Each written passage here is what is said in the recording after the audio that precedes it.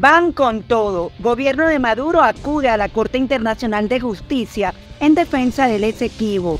Sacan cuentas. Cancilleres de Venezuela y Colombia se reúnen para enaltecer relaciones binacionales y fortalecer la seguridad fronteriza. Eclipse solar total. Te contamos cómo se vivió en el mundo el importante fenómeno astronómico. Feliz inicio de semana, amigos de Impacto Venezuela. Los saluda Yasmín Velasco. Y ya nosotros estamos listos para compartirles las informaciones más destacadas de este 8 de abril. La vicepresidenta Delcy Rodríguez consignó ante la Corte Internacional de Justicia los argumentos que sustentan el derecho que tiene Venezuela en el territorio Esequibo, pese a que el gobierno nacional mantiene su postura de no reconocimiento de la instancia con sede en La Haya. Joan Álvarez nos comenta la información. Este lunes, el gobierno de Nicolás Maduro presentó ante la Corte Internacional de Justicia documentación que sustenta la posesión que tiene Venezuela sobre el territorio Esequibo en disputa con Guyana por más de 160.000 kilómetros cuadrados ricos en petróleo y recursos naturales, puesto que el día de hoy finalizaba este plazo establecido por la instancia internacional para avanzar en este juicio que pudiera tardar algunos años más. Veamos. La República Bolivariana de Venezuela presentó su sólida verdad histórica frente a la pretensión de confiscación de los derechos que desde su nacimiento le corresponden sobre el territorio de la Guayana Esequiba, en cumplimiento del mandato muy claro del pueblo venezolano emanado en el referéndum del 3 de diciembre de 2023 y los lineamientos expresos del jefe de Estado. Si bien no estaba pautada una audiencia como tal, el gobierno de Nicolás Maduro cumplió con este paso importante para las intenciones de recuperación del territorio en disputa, pese a que no reconocen esta instancia como legítimo árbitro, un elemento que según los expertos es contraproducente en cuanto al derecho internacional. Esto probablemente puede llevar de parte de la Corte a algún reconocimiento de aquiescencia, es decir, un reconocimiento, bueno, si estás participando hay un reconocimiento implícito. Venezuela siempre ha hecho firme el no reconocimiento, pero creo que es importante presentar esta contramemoria porque en el eventual escenario en donde ya la Corte se aboca a estudiar el fondo del asunto, de los argumentos de la controversia, Venezuela va a tener algún tipo de argumento y representación. Una sentencia que pudiera tardar años, pero que a partir de este momento inicia una cuenta regresiva para conocer cualquiera que sea la decisión, que dependerá en gran parte de los argumentos presentados el día de hoy. Ya han tomado la decisión de abocarse, ya han tomado la decisión de estudiar la memoria presentada, ahora recibe la contramemoria y a partir de estos momentos debe asignar a cada uno de los jueces el expediente para que se aboquen y empiecen a realizar todos los que son los estudios de emisión que pueda hacer llevar al dictamen de la Corte Internacional. Desde Caracas, Joan Álvarez, somos Impacto Venezuela.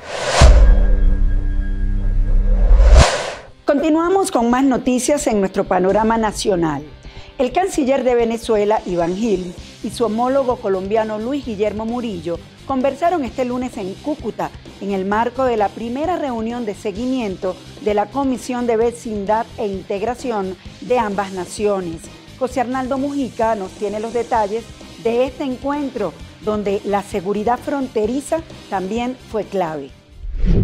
Durante el encuentro, el ministro de Relaciones Exteriores de Venezuela, Iván Gil, se refirió a las próximas elecciones presidenciales del país, dejando muy claro que todo marcha como se tenía previsto e hizo especial mención del tema del candidato de la plataforma unitaria.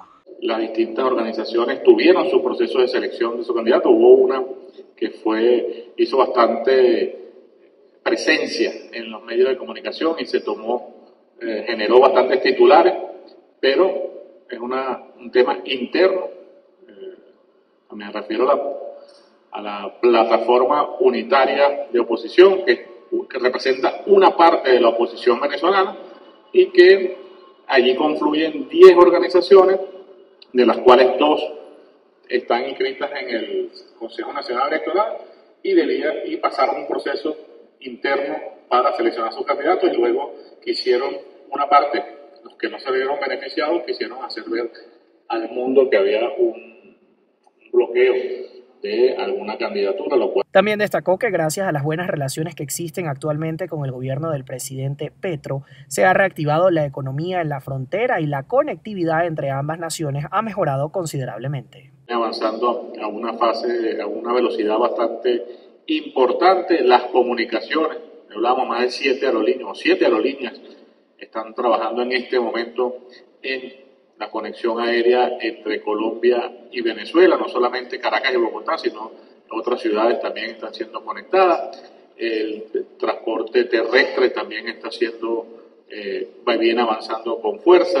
Por su parte, el canciller colombiano Luis Guillermo Murillo se mostró satisfecho con este encuentro y afirmó que han identificado 6 áreas de trabajo, las cuales tienen especial énfasis en la frontera. Trabajando en el mejoramiento de la infraestructura y los servicios públicos. Este es un mecanismo de interlocución muy importante y que ha avanzado. Ya se ha avanzado en cerca de 6 áreas importantes entre transporte, movilidad, asuntos migratorios.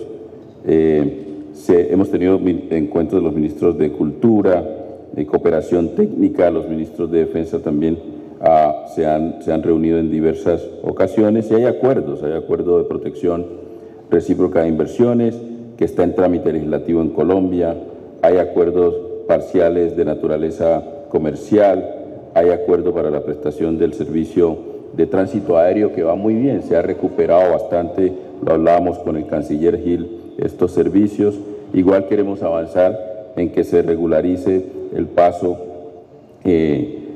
por los distintos pasos fronterizos. Finalmente, el canciller venezolano también se refirió en esta reunión sobre el tema del grupo criminal Tren de Aragua, asegurando que ha sido vinculado el país con estos grupos irregulares con la intención de dejar mal a la nación. Yo soy José Arnaldo Mujica y esto es Impacto Venezuela.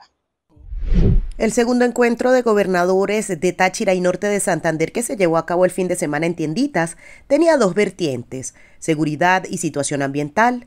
Luego de la reunión, autoridades venezolanas confirmaron la orden dada por el presidente Nicolás Maduro sobre la extensión de la apertura de frontera.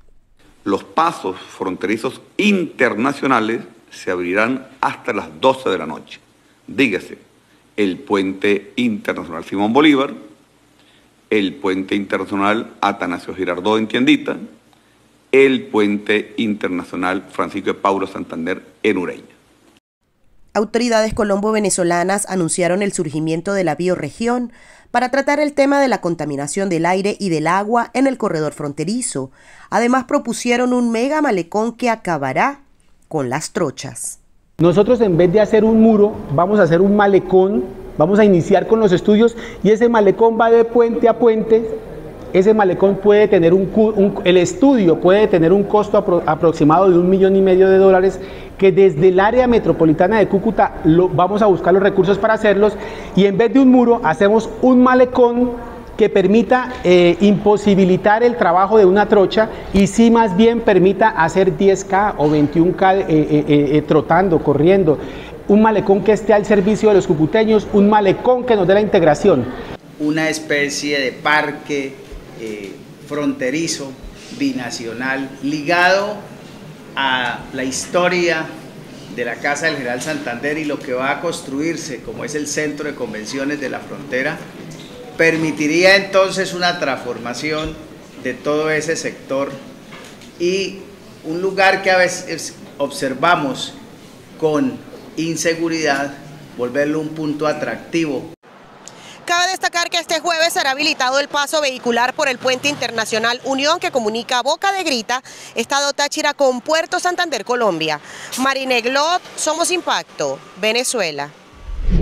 El eclipse total solar de este lunes 8 de abril se pudo empezar a ver en México, luego en Estados Unidos y terminó en Canadá. Un fenómeno que ha causado revuelo y movilizó millones de personas que compartieron diferentes imágenes del suceso.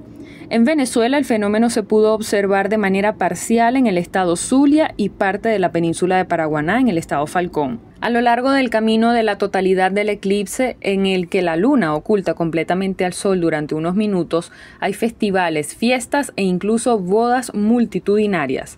En México, por ejemplo, la gente se reunió alrededor del emblemático Ángel de la Independencia y en el campus principal de la Universidad Nacional Autónoma, la UNAM. Maravillosa. Fue un momento extraordinario que jamás habíamos vivido, la verdad nos encantó, fue un momento especial en nuestra vida, estamos muy felices. Es un fenómeno increíble que no tiene similitud con ningún otro en la Tierra, es impactante. El evento también fue de gran interés científico. La NASA tenía previsto lanzar 3 pequeños cohetes sonda antes, durante y justo después del eclipse desde Virginia en el este de Estados Unidos. El objetivo, medir los cambios causados por la oscuridad en la parte superior de la atmósfera terrestre, la ionosfera, por donde pasan gran parte de las señales de comunicación. El próximo eclipse total visible en Estados Unidos tendrá lugar en 2044. Antes de eso, habrá un eclipse total en España en 2026. ¿Cuáles son los peligros que tendrán que enfrentar los venezolanos con la promulgación de la ley contra el fascismo, neofascismo y expresiones similares? Esta es una de las interrogantes que responde el abogado constitucionalista Tulio Álvarez en conversación con Mildred Manrique para nuestro programa semanal Cara a Cara. Porque no es casual que este proyecto restrictivo de las libertades, sobre todo de expresión y de opinión, se haga exactamente en el mismo momento en que hay una intervención de lo electoral. Estamos hablando de 2 patas de la mesa democrática. Estamos hablando de las columnas de la democracia. Atacar la libertad de expresión por una parte y atacar la temática electoral por otra. Entonces vemos que son simultáneas la ley con la temática de impedir a candidatos inscribirse en procesos electorales, en unos casos dando algún argumento como inhabilitación, pero sin rubor, simplemente dicen tú no te inscribes, aunque estés habilitado políticamente, o la intervención de los partidos políticos de forma tal que sustituyan sus directivas y además sustituyen la voluntad de sus electores. Y entonces el partido inscribe solamente a aquel que es conveniente para el régimen político y el candidato que compite es solamente aquel que es conveniente. Este esquema que indico que se ejecuta sin rubor, es más cómodo ejecutarlo sin libertad de expresión. Es momento de leer los comentarios que ustedes nos dejan relacionados a la pregunta del día que publicamos en las plataformas digitales de Impacto Venezuela. La de hoy dice así: entre rumores de negociaciones, alianzas y traiciones, ha transcurrido la lucha de la oposición para postular a un candidato fuerte y confiable en la tarjeta de la unidad. ¿Crees que la MUD se quedará sin representación en las presidenciales? En la cuenta de Instagram, Celona Rosas dice lo siguiente: claro que no, María Corina Machado tendrá su sorpresa, Venezuela libre.